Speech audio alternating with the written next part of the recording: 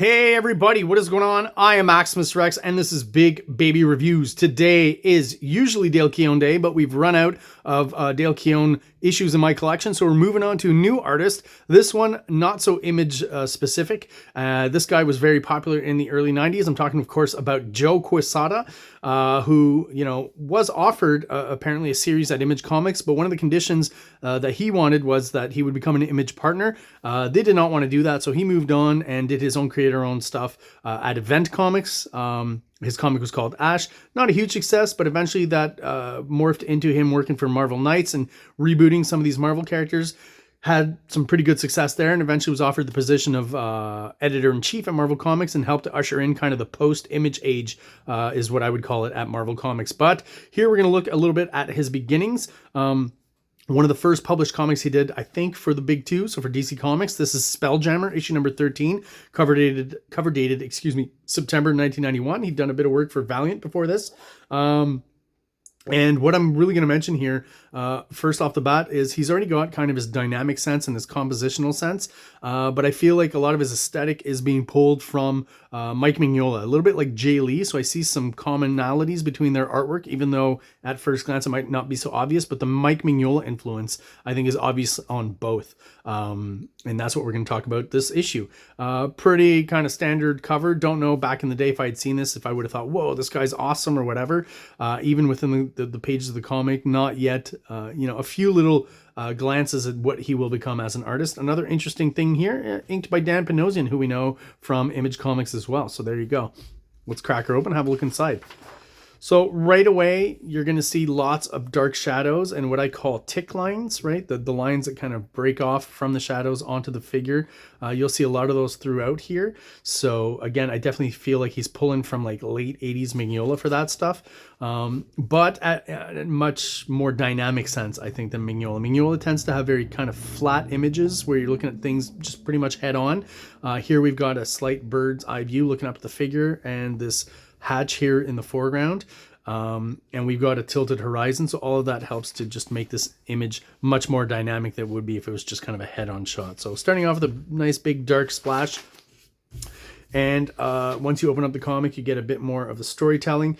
Here's the shots, like when you get close-ups of the characters and their lips are very defined and there's a lot of dark shadows on their faces. This is where I feel we're getting most of the Mignola influence. I will say this, already in 1991, he's got a pretty interesting design sense as far as his panels go and stuff. Literally threw in a black panel here to have the word balloon over top, so that's interesting. Maybe you could have just maybe he was intending for that to be the background. I don't know, in the way that he's laid out all these other panels, but I feel like that just throws in an extra kind of weird panel. Doesn't stop the story flow though, works pretty well. And the book itself, Spelljammer, I'm not really interested in, so I'm not going to talk too much about the actual comic, but a shot like this is pretty darn cool. A double page splash with some insert panels, some huge moth-like creature with a castle on its back, some very fantasy kind of elements in this comic. Let's look at the credits. Adam Blaustein is the writer, Joe Quesada is the penciler, Dan Panosian is the inker, Steve Haney the letterer, and Eric Kachelhofer color and optical effects. Whatever optical effects are in here, I guess some of the splatter and stuff. This might be early computer coloring, I feel, with the layering of this here. Doesn't look like it was, done with physical media, paint or anything like that, or white ink. But we've got, the Joe Quesada storytelling is already on display. The establishing shot here, a little bit closer on this moth-like figure to one of the castles, is pretty darn good and evocative.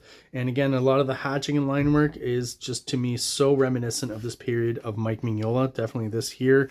If you go back and look at something like Gotham by Gaslight, you'll see similar kind of aesthetic interpretation. Even like this hand here feels like a Joe Quesada dynamic kind of muscular hand, but the finish on it is just fully Mignola. And again, these close-ups of the faces when we see like the lips, just I feel like he's just pulling pretty much 100% for Mignola stuff.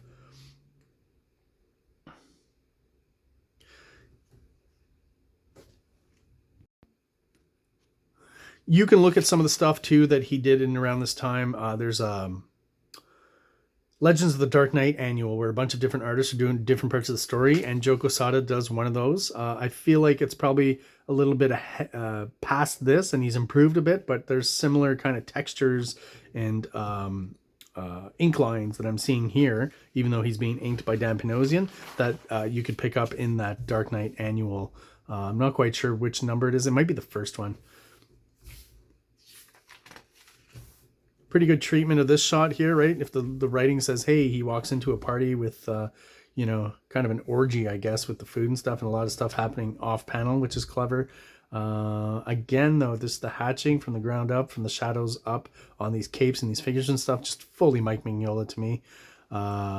These figures too in the cages. Kind of funny that in this, you know, I guess back in time fantastical kind of story that people would be, let's party.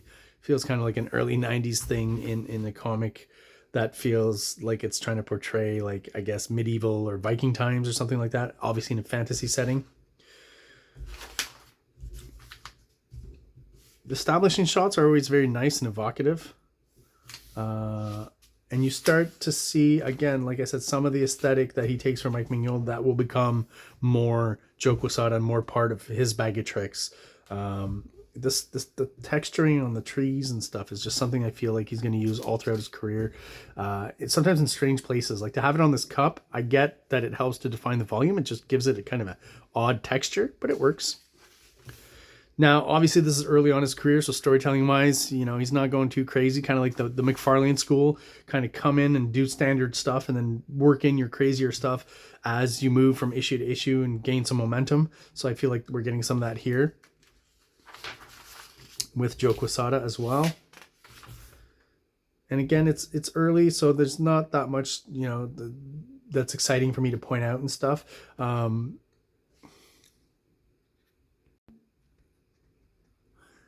So it's still very early on in his career. So again, I don't think he's trying to, you know, reinvent the wheel here.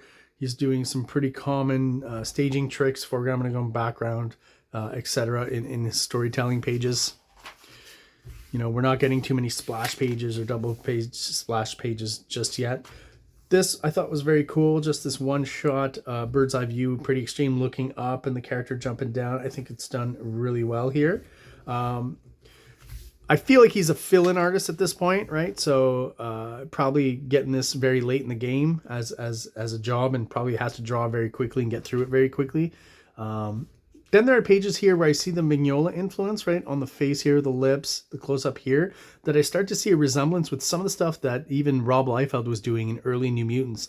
I've probably talked about how I feel Rob Liefeld was always also taking some stuff from Mike Mignola in around that time when he was early on the New Mutants. And I see, you know, this kind of, these tick lines coming out of the shadow, and here something that's similar to Rob Liefeld's work at that time as well.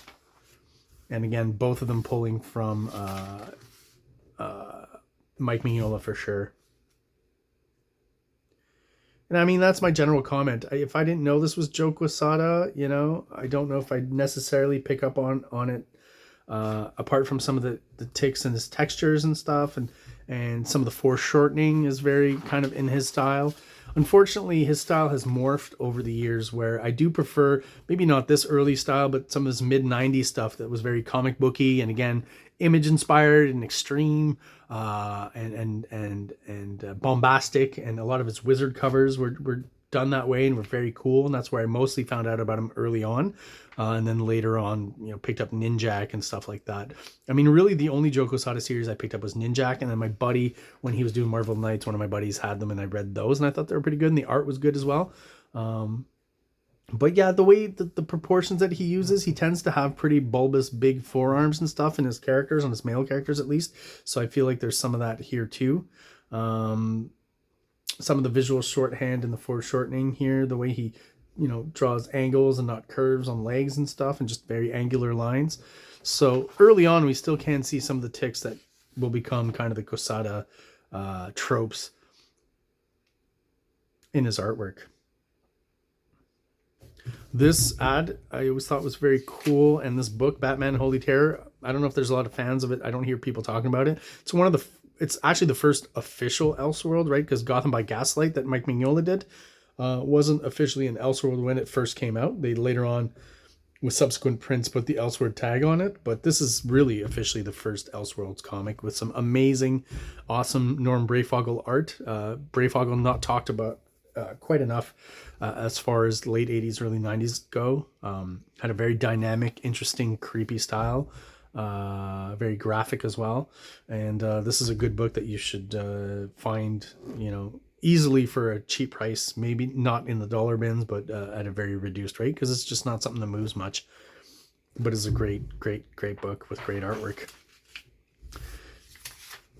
Now we've got a storytelling page here where I feel he's using some form of stat, at least for the middle ground characters, right? Because you've got characters in the foreground here in the dark purples.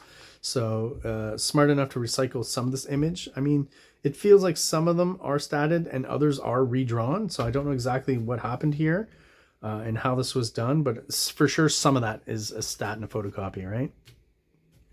Here's somewhere where maybe, youngsters inexperience, it gets a little bit confusing as to what actually is going on here. There's some sort of explosion obviously in the room that they're in, but this panel, other than the figures down here, it's a bit confusing to me with the debris and stuff. Here's a shot. Okay, so here's an example of where I kind of see, again, a very strong Mignola influence and something and a look that I would see repeated by Rob Liefeld in those early New Mutants issues. Maybe not quite as much shadow, but just the inking and the hatching and stuff here definitely reminds me of some Rob Liefeld stuff.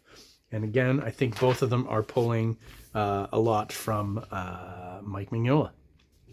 So this lady here, I would basically define her as like female Doctor Strange. That's kind of what she reminds me of. I don't know if that's, consciously done by the artist or the writer, if that's, they wanted some sort of Stephen Strange analog, but I definitely feel like that's what they're getting here. And I mean, other than that, like I said, there's not much that you can pick up on, stuff that JOE QUESADA is going to be using later on when he's a little more popular and a little more in vogue. But I definitely see hints of it here and there, hints of his greatness and hints of his dynamism in the comics, and the interesting layouts that later on he'll push really far when he does the Daredevil run at Marvel.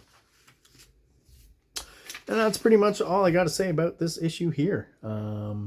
Dan Panosian inks, other than the lines being somewhat thicker than maybe what I'm used to seeing on top of JOE QUESADA, I don't really see many stylistic ticks of his on these pages here. This is just a little bit before Image, so he did change his style a little bit once those Image guys became huge, like a lot of artists in the mainstream industry at that time did take on some of the ticks of those Image artists to hopefully help themselves in their own careers and stuff. And Panosian would go on to work for Image, so I guess that worked out for him. This is one time Bill Cosby doesn't want high ratings in the American Heart Association. Yeah, not going to comment too much on the Bill Cosby story, but it is kind of weird to see ads like this in light of what we now know about Bill Cosby. That's all I'll say about that. And there you go, guys. That is my review of Spelljammer issue number 13, one of the first mainstream appearances of JOE QUESADA as a comic book artist. If you are watching the channel and you're still subscribed, thank you so much for your support. I really do appreciate it. If you are not subscribed and you are watching, please do so below. It only takes a quick second for you. Really helps us out, helps the channel grow, helps get us out there to other people who are into comic books, just like we are. We're trying to hit 500 subs soon so that YouTube will recognize us as an official channel. So get your friends and anyone else interested in comics to come check out the channel and check out the reviews and hopefully subscribe as well. So thank you so much, guys, and have an awesome day. King Comics presents Big Baby Volume 1, issues 1 to 13, 204 pages of story and art. King Comics also presents Star Crasher one-shot, 32 pages, cosmic sci-fi surrealist adventure. You can find these fine comics at KingComics.CA, at MaximusRex13 on Instagram, or on Facebook, MaxRex or Big Baby. Light!